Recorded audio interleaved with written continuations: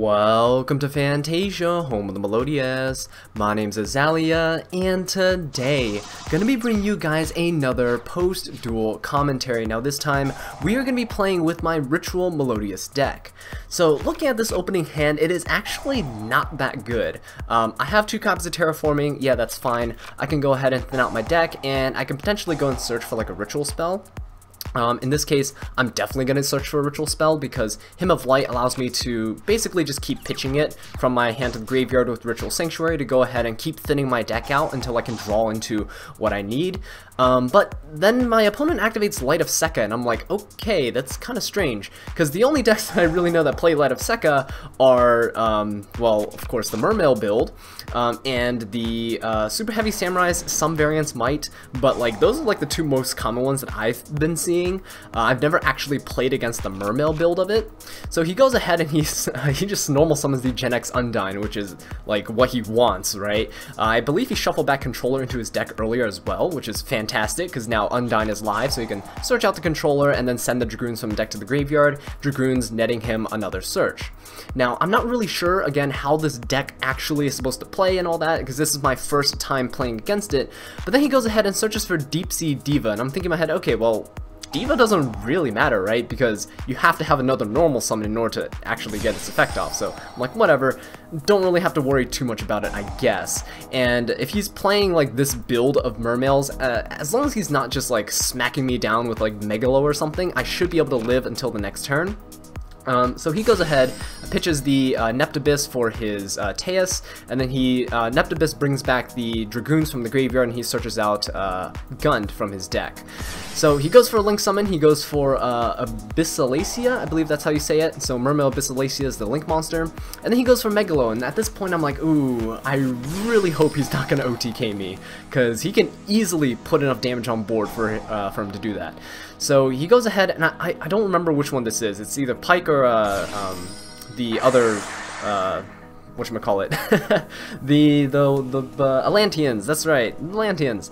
What am I thinking? So the Atlantean pops my Ritual Sanctuary, which really sucks because now I just have this Hymn of Light that's sitting in my hand, and I can't, you know, pitch it to go for more searches and all that. And if I do draw into another spell card, I can't set up for a free Ritual Summon. So at this point, I'm just hoping that I draw into the pre-prep or like a Preparation of Rites, so I can go ahead and access that Saphira from my deck. So he goes ahead and summons the Troymare Unicorn, freeing up some space so his Galaxy Tomahawk can actually go ahead and summon a bunch of tokens. Meanwhile, just keep in mind that the only disruption I have in my hand is this single Ghost Ogre, and I really have no idea what to hit because first time playing against this deck, and I'm like, I have no idea what this does. What is the major play? So Galaxy Tomahawk summons 4 tokens to his side of the field. Amazing, right? And then he summons the Troymare Goblin, and then I read Goblin. I'm like, wait a minute, Goblin gives him another normal summon, right? Yeah, that's probably not gonna go through. So I just randomly decided, you know what? Let's drop the Ghost Ogre on this Goblin. Because why not? Just prevent him from actually doing the second normal summon. Because I know he has the Diva in his hand, right? So that's the thing that I don't want to come out, because he could potentially just go off from there and like kill me. So he goes ahead and makes Link Spider one of the tokens. I'm thinking, okay, this doesn't matter. I don't think he has enough resources now to actually go ahead and put game on board. So my only thought in my mind right now is just please survive until the next turn.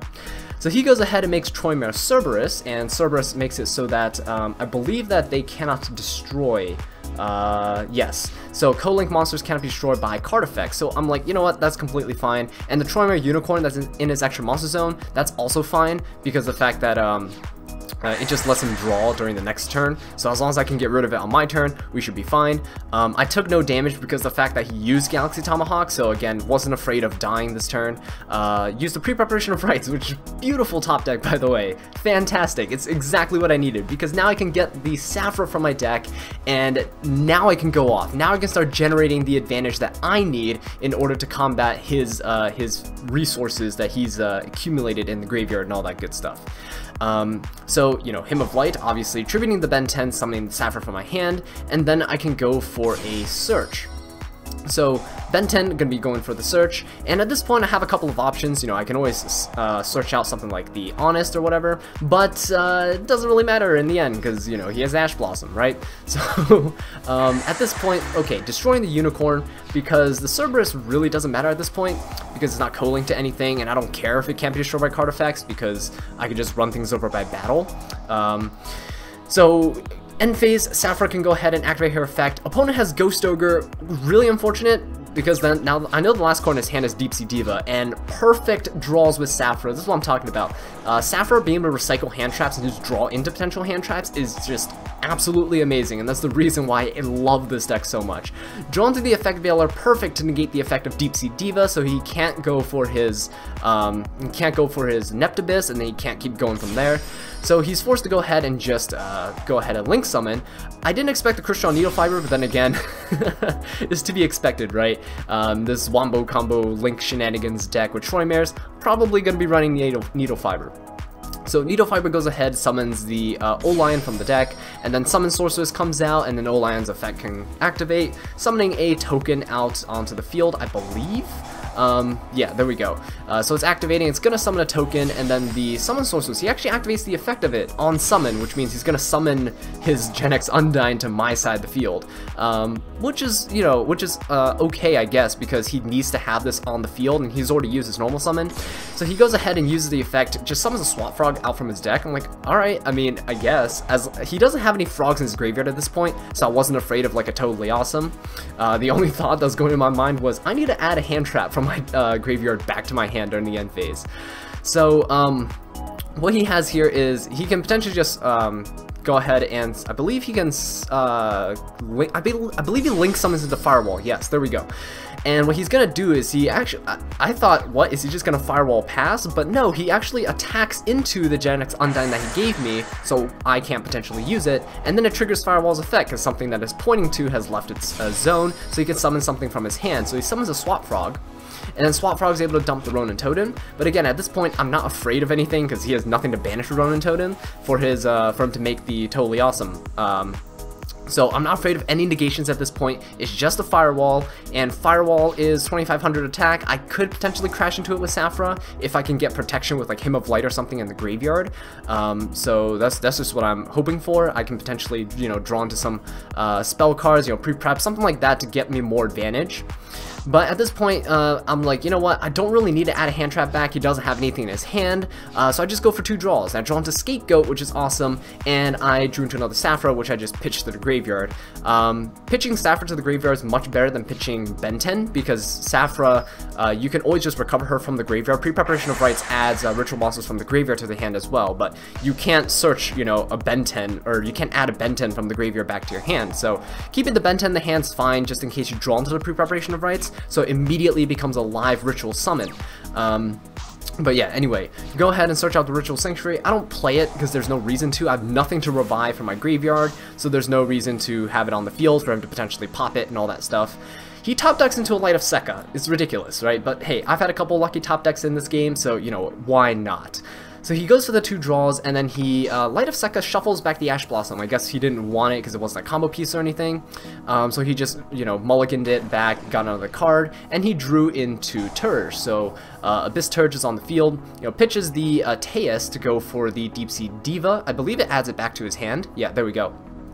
Keep in mind I do have the Scapegoat that's face down, so even if I lose my Sapphire's this turn, it's not really that big of a deal because I can still potentially go for like a Saryuja play or something like that, depending on what I need to, as long as I draw into another monster, because Scapegoat by itself is not a 1-card Saryuja.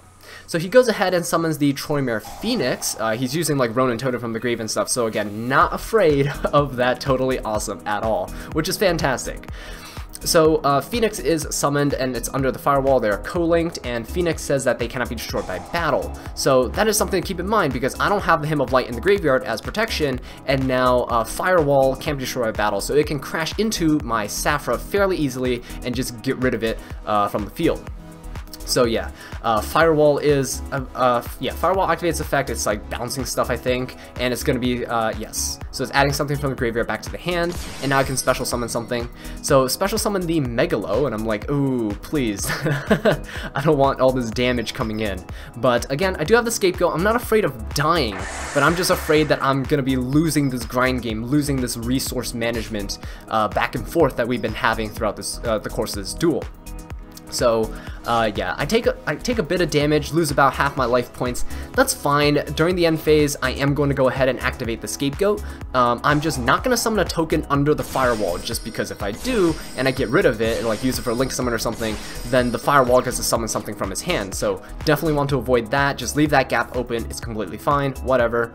I draw into a copy of Ghost Ogre and Snow Rabbit. Pretty good. Of course, it came in clutch earlier. It might come in clutch now. But now I'm just going to go ahead for some Link Summons. Actually, now that I think about it, no, the Ghost Ogre is going to be summoned here, because I did need a monster that I can normal summon in order for me to go for the Saryuja. So I was like, yeah, if I don't go for this, there's no way I can overcome this field, and I would just basically potentially just die next turn, right? So I'm gonna go for the Saryuja. I needed the Ghost Ogre as the 4th name, so I can actually go for the draw effect. The special summoning effect, of course, is gonna be useless because I have rituals in my hand, just a Ben 10. Go for the draws of Saryuja, and I get amazing cards. This is fantastic. So, you know, drawn to Scapegoat, Contract with Exodia, Pre-Prep, which is the most important card here, and Soprano. So obviously won't need Contract with Exodia, although I was thinking like I could potentially pitch it with the Ritual Sanctuary to go for like to potentially go for searches and whatnot. But then I also had just the pre-prep. So pre-prep got me Hymn of Light and Ben 10, and all I really, or sorry, Hymn of Light and Saphra, and I had the Ben 10 already in hand. So just thinking, you know, what's the best thing that I could potentially put back here? Scapegoat's probably good for next turn, but do I really want to wait a whole nother turn to use it? I believe in the end I did end up putting it back, yes. Okay, so I put back the Soprano. I actually didn't keep it in the hand because I already used my normal summon on the Ghost Ogre. So it is not going to be very useful in terms of getting like a bigger monster on board, like, you know, Shiberta or anything like that, because I just can't summon it. Well, I technically could with the Saryuja, now I think about it, but, you know, she doesn't have any other Melodious monster to work with. Actually, now that I think about it, couldn't I have searched with that with the Hymn of Light? But, yeah, anyway. I think the best thing to have searched for in this case anyway would have been Honest. I think that was my train of thought, because again, post-dual commentary. I believe the best thing to search for in this case would have been the Honest, because I have to attack over his monsters, and I have to protect myself from the battle phase. So not going for the Soprano play was actually correct, I believe. So yeah, during the course of the duel, I was thinking like I need to search the Honest, and in hindsight, I think searching Honest is probably the best option to go for too. So, yep, I'm gonna go ahead and grab the Honest with that Ben 10, and Saryuja boosts the attack of Saphra up to 2800, which is fairly respectable, and I have the Honest in hand for me to do any shenanigans with. At this point, I had forgotten what the card was in his hand, which I probably should have been keeping track of, but it is that Deep Sea Diva, and I'm going to make a mistake later on, in which I actually use Saphra's effect during the end phase incorrectly. I probably should have just discarded the card from his hand, or I should have added the effect veiler back from the graveyard to the hand. But I go ahead and I attack into the Troymare. I could have dropped the Honest and then just Ritual Sanctuary, shuffle some spells back in, and summon the Honest back, so just deal some more damage. But at this point, I was like, you know what, I'm going to save all the spell cards in my graveyard just in case I really need them for the grind game. I add the Ghost Ogre back. This was the big mistake. I add the Ghost Ogre back, and I should have added Veiler, because there's a Deep Sea Diva that I completely forgot about. This Deep Sea Diva is going to, he could have potentially won from this Deep Sea Diva, but he does make a few misplays, and I'll get to them when they show up. But he goes ahead and summons Neptubis from his deck. Of course, the typical Mermail shenanigans, Deep Sea Diva getting to the Prince, Prince going ahead and sending Dragoons, getting search, double searches, whatever. Ghost Ogre's dead at this point. I can't use it against anything. The only thing I could potentially use it for is to take damage off of my opponent's board. So if he has, you know, Megalo or something like that, if he tries to activate Firewall for some loops or something, I guess I can just Ghost Ogre that. But at this point, it's dead. I should have added the Veiler back, Veiler the Deep Sea Diva. So he goes ahead, activates Megalo, you know, pitching dead Ruling Glacia, and then, yeah, there's Marksman. Marksman can't do anything because I don't have any set cards. But now here, he summons the Megalo, and he tributes off the Neptibus, and I'm like, oh, dang. I'm pretty sure I have to activate Ghost Ogre at this point. I have to take it off the board, or else I'm potentially just going to outright lose this duel. Because what he can do is he has that Troymare card on his field, Deep Sea Diva, and he's going to get Dragoons back. So what he could do is just make Borreload and steal one of my monsters, and then he has Megalo that can attack twice and a Firewall that's on the side of the field. So that is very, very lethal. I believe that would be lethal damage on board. So yeah, anyway, he goes for the Borreload, just as predicted. That's one of the best monsters to out a field like this. And he goes ahead and uses effect on Saffra, and I'm like, okay, I was expecting him to actually take my Saffra, because I have the Honest in hand, but hey, I forgot about the Deep Sea Diva. I guess he forgot about the Honest, so he's gonna take my Saryuja and attempt to attack over my Saffra, but lo and behold, I have that Honest that I searched out earlier. Again, hindsight's just kicking in and saying Honest is probably the best approach instead of going for the Soprano Cannon and stuff. So I go ahead and Saffra's effect during the end phase, and I decided to, you know, just draw a couple cards. Draw into the Raigeki, perfect card here, just immediately gonna drop it down, because why not, right? Borreload is gonna be a huge hassle to deal with otherwise, so might as well just get this out of the way. Go for the Raigeki. Perfect. I can go for the Ritual Sanctuary. Ritual Sanctuary can bring back the Honest from my graveyard. Just look at all the spell cards in my grave that I have to shuffle back. So definitely putting copies of Ritual Sanctuary and stuff back just in case I need it, just in case there's something that's going to happen. But of course, you know, nothing in his graveyard's live. He has no cards in hand, no cards on his side of the field.